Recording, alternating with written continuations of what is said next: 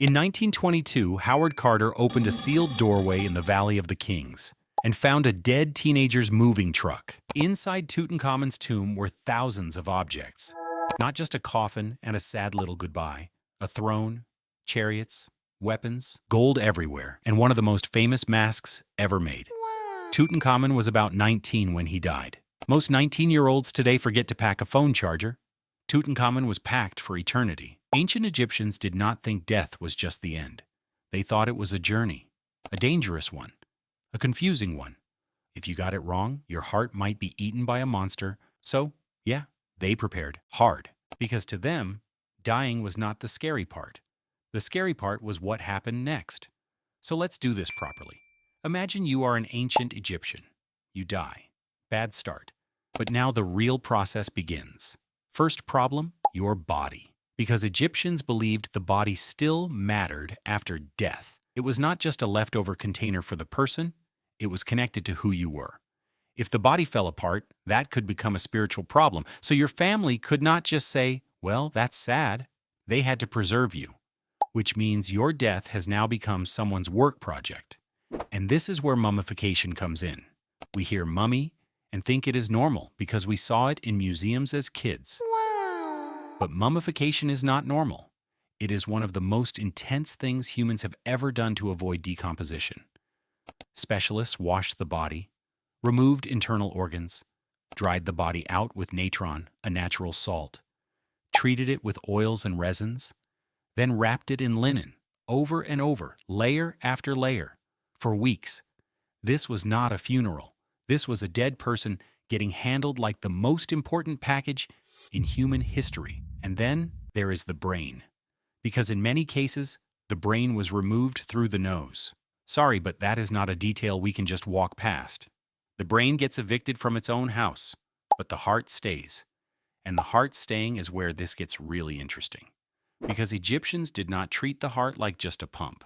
The heart was connected with memory, character, intelligence, emotion, and moral identity. Basically, your heart was the witness. Your heart knew what you did. Because after death, your heart had a court date. This is one of the most famous Egyptian afterlife ideas, the weighing of the heart. You arrive in the Hall of Judgment. Anubis is there, jackal-headed god. Very serious. Not the kind of person you want checking your paperwork. Your heart is placed on a scale. On the other side is the feather of Maat. Maat represented truth, balance, order, justice. If your heart failed the test, Ammit could devour it. And that meant you were finished, gone, non-existence. That is terrifying. And this is why Egyptians needed spells. Because if I am going into a supernatural courtroom, I'm not showing up empty-handed. I want instructions. I want legal advice. I want a cheat sheet. Ancient Egyptians had something close to that. The Book of the Dead. Although that name is modern, the ancient title was closer to the Book of Going Forth by Day, but it was serious. It was not one fixed book like a modern paperback. It was a collection of spells, prayers, and instructions, a guide for the dead. Because the Egyptian afterlife was not imagined as simple. You did not just die and drift peacefully into eternity. You had to navigate. There were gates, gods, tests. So Egyptians made instructions. One famous example belonged to Hunefer. Hunefer was a royal scribe during the New Kingdom. His papyrus shows the judgment scene beautifully. You can see him being led by Anubis. You can see the scale. You can see the heart. You can see Ammit waiting nearby. They did not just say, maybe something happens after death. They built the process and made death feel like a system. A scary system, but still a system. And systems can be prepared for. That is the key. Which brings us back to the body. Because if your body mattered, the body needed protection. And not just the body as one thing, no. Egyptians got specific. Your organs needed a plan too. The lungs, liver, stomach, and intestines could be placed in canopic jars. And those organs were protected by the 4 sons of Horus. Hapi protected the lungs. Imseti protected the liver. Duamut protected the stomach. Keba-Senuef protected the intestines. So your organs had bodyguards.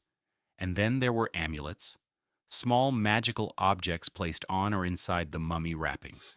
Scarabs, eyes of Horus, protective symbols, objects meant to guard the body, help with rebirth, protect the heart, keep things stable. The mummy was not just wrapped, it was equipped. And one of the best examples is the heart scarab.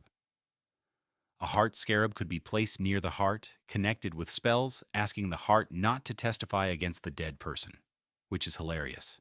Because even your own heart might snitch. Now, once your body is preserved, you still have another problem.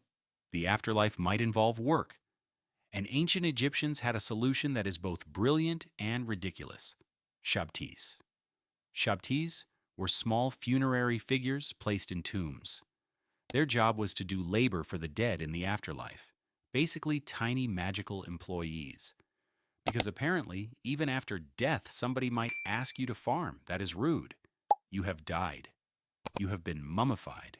You have survived judgment. You have reached eternity, and someone hands you a hoe. Absolutely not. So Egyptians packed little workers. There is a burial of a woman called Nauny, a chantress of Amun. Almost 400 shabtis were found with her burial. Nearly 400. And some of them were overseers. So even the tiny afterlife workers had managers. Humanity looked at eternity and somehow invented middle management. That might be the most human sentence ever spoken. But again, underneath the joke, it is practical. There could be fields, food, tasks, status. So if life continued, then preparation had to continue too. And if you were rich, well, then you needed the premium version of all of that.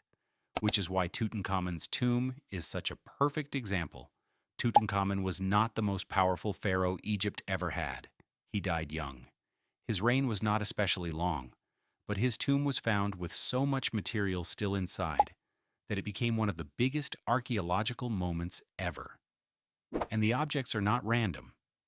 They tell you what Egyptians thought a king might need after death: a throne to keep being royal, chariots for movement and status, beds for comfort, weapons for protection. It was not just treasure, it was afterlife equipment. The king was not being thrown away. He was being sent forward. That is the mindset. Death was not disposal. Death was departure. And a pharaoh did not travel light. There is a famous line from Howard Carter. When he first looked into the tomb, he was asked if he could see anything. He said, "Yes, wonderful things." That line works because it captures the whole feeling. A dead king is inside. But the first impression is wonder. A whole world packed into rooms underground. Egyptians made death visible. They made it physical. They turned belief into objects you could touch, and they did it so well that thousands of years later, we are still staring at the results. But not every tomb was Tutankhamun's tomb. That matters. A poor Egyptian was not getting the full golden chariot treatment. A wealthy official might get a decorated tomb, amulets, offerings, maybe texts, maybe shabtis. A king could get something completely extreme. Death did not make everyone equal. So maybe ancient Egyptians were obsessed with death, but not because they loved death, because they refused to let it win quietly.